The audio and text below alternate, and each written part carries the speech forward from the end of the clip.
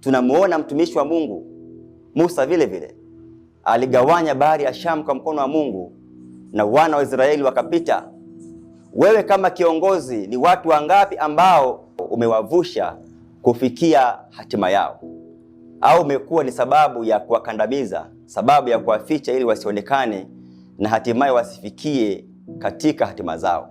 Kwa kama kiongozi ambaye unaongoza watu, jitahidi sana watu ambao wako chini yako uwe ngazi au daraja ya kuwavusha kutoka chini kule waliko na kuwapeleka kunako hatima zao. Kwa sababu siku hizi kuna viongozi huenda kule serikalini, kwenye taasisi na asasi za kiserikali na hata kwenye nyumba za imani, ambao wamekuwa chanzo cha kuwakandamiza wenzao wasifikie hatima zao.